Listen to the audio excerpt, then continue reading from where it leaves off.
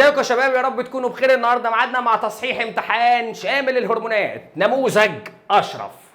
مالك؟ لسه في نموذج ابي صابر؟ اصحى لنا كده وركز معانا. كان في ايه في الامتحان ده؟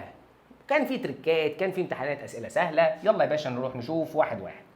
ابتداء من سؤال واحد، اي الغدد التاليه ذات افراز خارجي خارج الجسم؟ كله كان خارج جسمك. امال مين اللي خارجي داخل؟ كانت لعابيه وهضميه. طيب، اي العبارات التاليه صحيحه بالنسبه لسيده الغدد تتحكم في افراز جميع الهرمونات الدهنيه؟ دي كانت متحكمه في الاندروجينات عن طريق ال اتش، في الاستروجينات عن طريق ال اتش والاف اتش، في القشره الكظريه عن طريق الاس تي اتش. يبقى كانت متحكمه في كله. طب يا دكتور، واحده واحده، هل لا تتحكم في اي غده قنويه؟ لا يا عم، بتتحكم في الثدييه. تتحكم في جميع الغدد الصماء، معظم الغدد الصماء. ما تنفعش. الهرمونات المفرزه منها بعضها بروتيني وبعضها ستيرويدي، كل اللي طالع من النخاميه كله بروتين. يبقى الوحيده اللي تنفع كانت الف. اي الهرمونات التاليه عملها مماثل؟ صدقني شرحتها لك. يعني ايه عملها مماثل؟ زي بعض بالظبط، السكريتين والكوليسيستوكاينين. طب يا دكتور، الاستروجين بروجسترون مش مماثل. طب والجلوكاجون انسولين معاكس. طب الاف اس اتش لل اتش مكمل. والله شرحناها. اي الهرمونات التاليه مسؤول عن تنظيم دوره الطمس في الانثى؟ الاستروجين. سهله. اللي بعديها، تعمل بعض الهرمونات على حفظ الاتزان الداخلي للجسم، ومنها يعني ايه حفظ الاتزان الداخلي؟ شد لي خط. يعني ماء وزائبات. يلا تعرف تظبط لي الميه والزائبات؟ طبعا عن طريق دال. الفازوبريسين يظبط المره، الكالسيتونين ده واحد من اللي بيظبط الزائبات. اي الهرمونات التاليه ليس له علاقه بسكر الفركتوز الموجود مع عصير القصب؟ الانسولين ملوش دعوه. الانسولين كان له علاقه بسكر الجلوكوز. اي العبارات التاليه صحيحه تتحكم سيده الغدد اللي هي المايسترو، اللي هي الغده النخاميه، في الجزء الداخلي لغده الانفعال، يعني في النخاع الكظريه؟ والله ولا ليها دعوه. طب تتحكم سيده الغدد في افراز الكالسيتونين من غده النشاط؟ لا، ده كان تحت تاثير نسبه الكالسيوم. لكن التي اس اتش كان مسؤول عن الثيروكسين. طب تتحكم سيده الغدد اللي هي النخاميه في الجزء الخارجي للفوكالوية، يعني في قشرة الكظرية؟ ايوه يا دكتور، كانت بتتحكم فيها عن طريق هرمون ACTH. يبقى الإجابة ج. هرمون بروتيني مؤثر على الكليتين، VH. طب ليه يا دكتور مش ألف وب معا ونحسب الألدوسترون؟ هو قال هرمون إيه؟ بروتيني. الألدوسترون إيه؟ ستيرويدي. وقعت يا دكتور. لو نقص الهرمون اللي بيروح للخلايا الحويصلية اللا قنوية، يعني التي اس اتش، لو نقص هيحصل لي ايه؟ ميكسوديما. هيحصل لي نقص في افراز الثيروكسين ويجيب لي ميكسوديما. هرمون الاكسيتوسين ماله يا دكتور؟ المؤثر على عمليه الولاده، ماله يا دكتور؟ بيأثر على عضلات ايه؟ ملساء. هي دي محتاجه؟ في ناس قاعده تكلم نفسها كانت في الامتحان، واللي تقول لي قلبيه. هو الرحم قلبيه؟ الرحم يا بنت قلبك قلبيه ولا الرحم هيكليه؟ يا راجل اتلم. ده احنا كتبناها بايدينا. كل مما يلي من تاثيرات الهرمونات النباتيه ما عدا توصيل الماء والاملاح عبر نسيج الخشب، والله ما ليها دعوه. طب نمو الجذور، نضج الثمار، كبر حجمها، ارتفاف المحلاق، يعني حركه الانتحاء والشد، كل ده كانت اوكسينات. اللي بعديها، نقص افراز هرمون نقط في البلوغ لا يعد حاله مرضيه. مين اللي لو نقص ما يجيبلكش حاله مرضيه؟ طب تعال نفكر. لو نقص افراز الثيروكسين، ميكسوديما. طب لو نقص افراز الانسولين، يبقى ده بول سكري. طب لو نقص الفازوبريسين، ده مين ده؟ ده السكري الكاذب. المنبه لتكوين الحويصله لو نقص، عقم. طب فكر بقى، هو عايز حاجه نقصت ما جابتلكش حاله مرضيه، ما عملتلكش حاجه مرضيه. فكر تاني.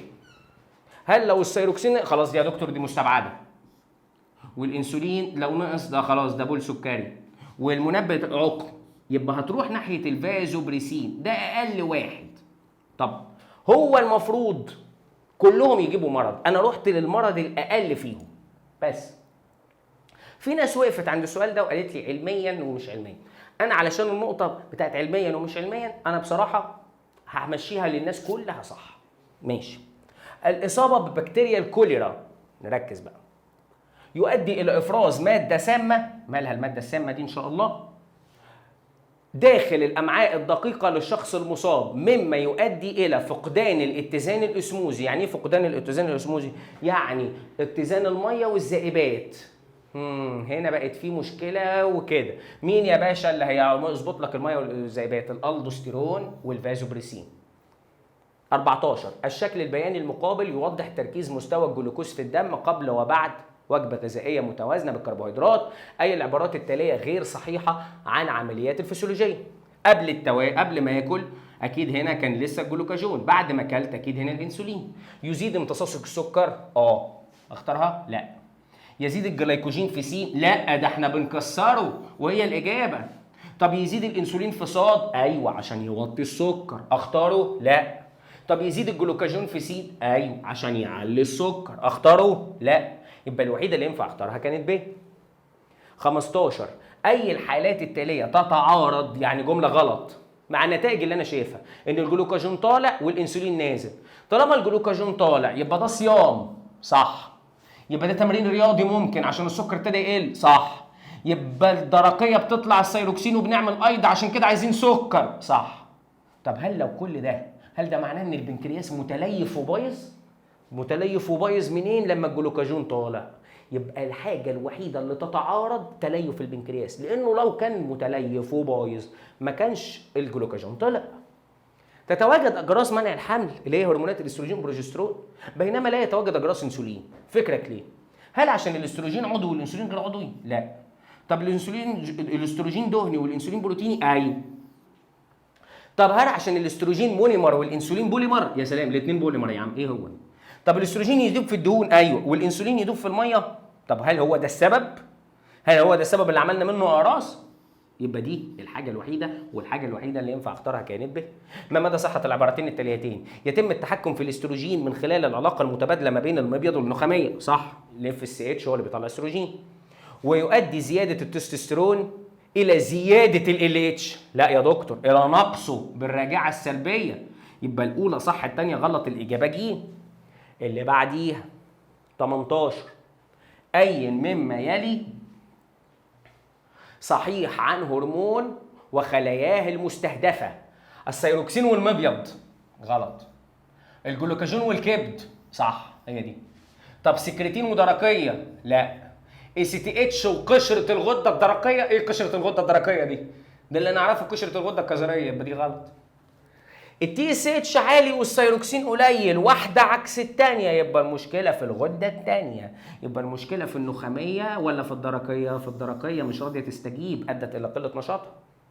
اي الهرمونات التاليه لا يفرز من غدد مؤقته؟ ملوش دعوه بالغدد المؤقته. الاوكسيتوسين طالع من نخاميتك. طب الاستروجين والريلاكسين والبروجسترون طالعين من حويصله جراف والمشيمه وبطانه الرحم، ودي قلناها وحليناها مع بعض، دي غدد مؤقته وحليناها في المقالي، سؤال 12 في كتاب الامتحان. الهرمون المؤثر على هضم بروتين اللبن اللي بيرضعه كارلو، طبعا ابني لازم يجي في الامتحان.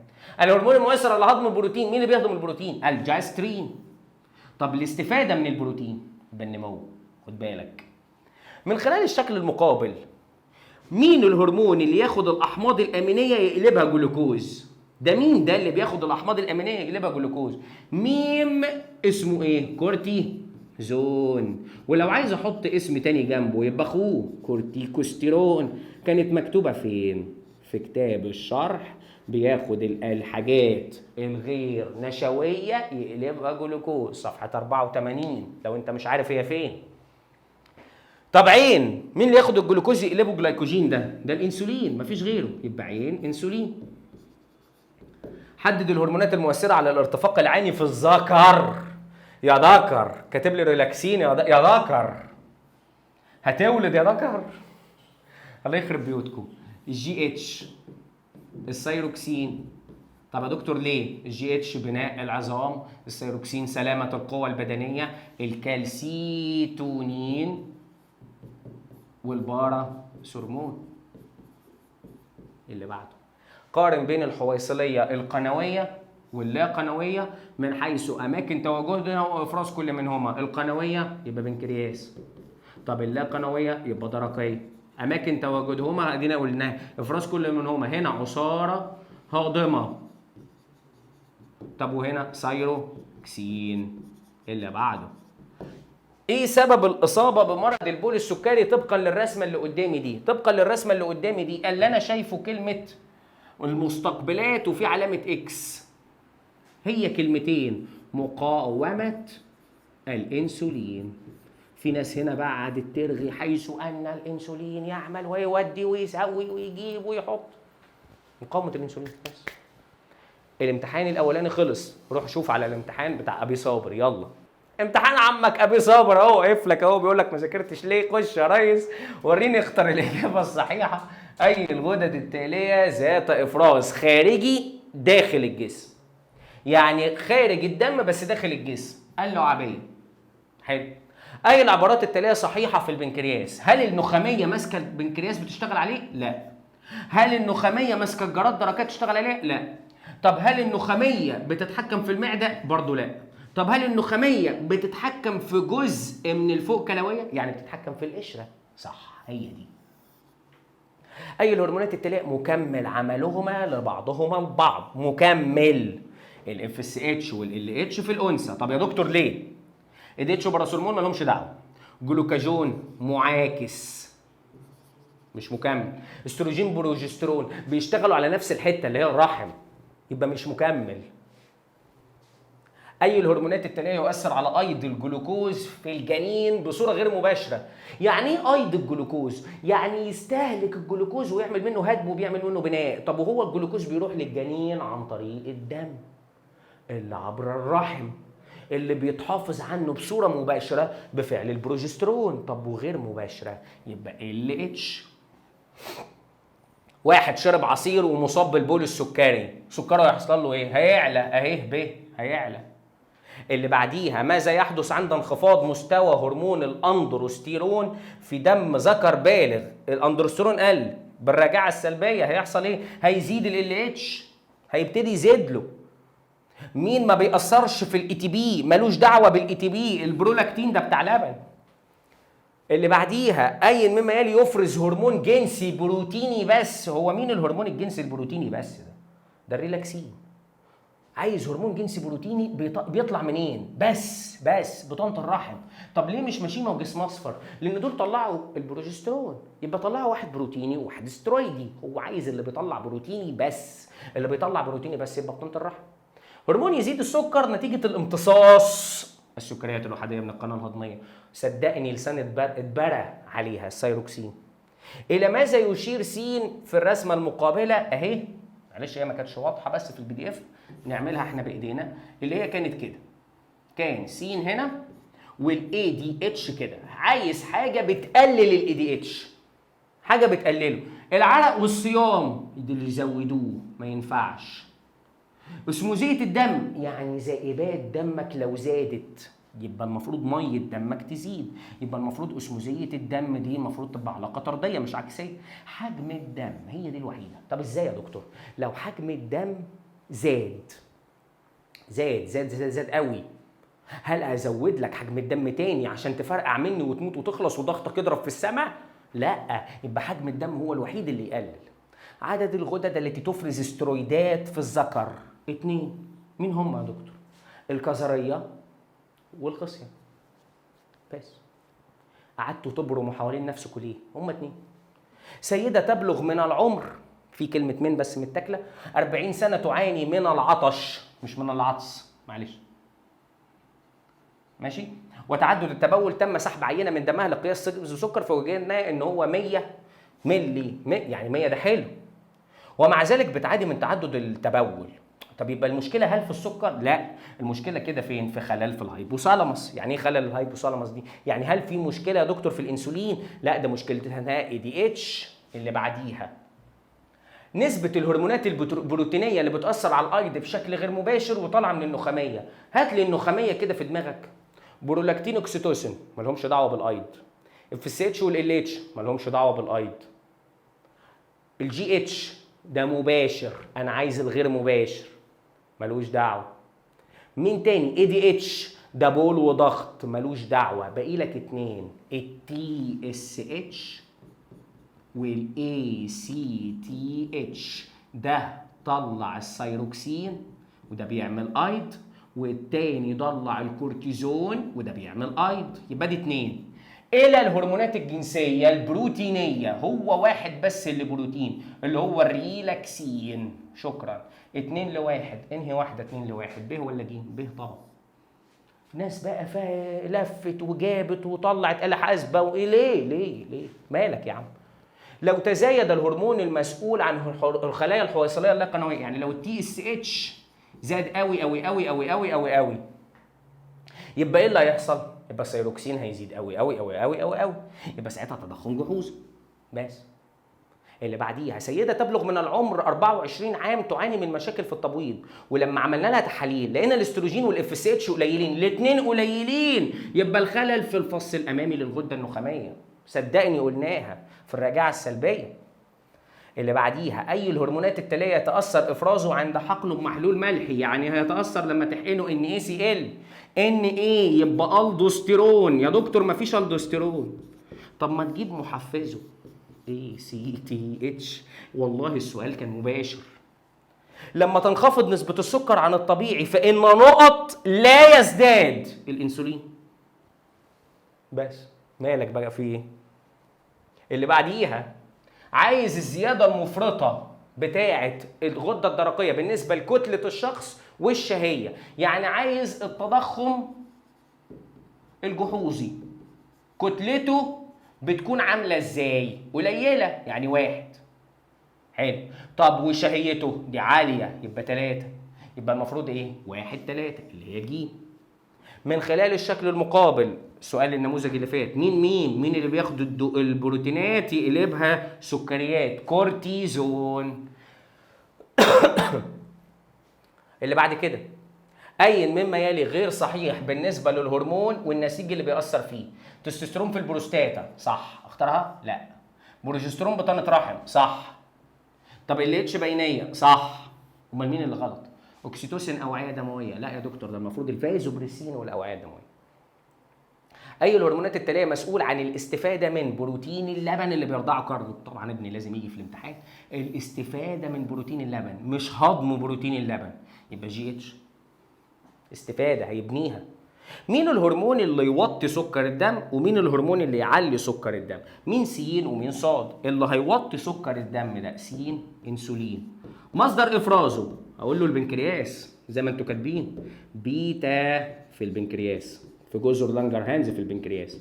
طيب صاد هقول له جلوكاجون لان هو ده اللي هيعلي. هتقول له فين؟ هتقول له طالع من مين؟ الفا في البنكرياس. اذكر 3 امثله لهرمونات تزيد من معدل الايض الهضمي. ده انا هكتب لك، بص بقى، ادرينالين، نور ادرينالين، كورتيزون. مين تاني؟ اخوه التاني كان اسمه ايه؟ كورتيكوستيرون. كفايه كده؟ لا يا عم كمل. جلوكاجون. كفايه كده؟ لا يا عم كمل. سايروكسين. بس اي 3 من دول. ما تقوليش جي اتش بقى. ممكن يا دكتور انسولين، هيمشيها لك وانا كمان همشيها لان هو بيعمل هدم وبناء. قارن بين الحويصليه القنويه واللا قنويه من حيث التواجد والمرض. التواجد دي بنكرياس، دوكها ايه؟ دوكها درقيه. طيب المرض الناشئ عن نقص افرازهما، هنا عسر هضم لان هو بيطلع عساره هاضمه. طب والمرض الناشئ عن نقص افرازهما ميكسوديما. واحد كتب لي تضخم بسيط، همشيها برضو. عايز علاج التضخم البسيط، اليود عبر الهواء والماء والطعام. وبراحتك ممكن تقول لي ملح.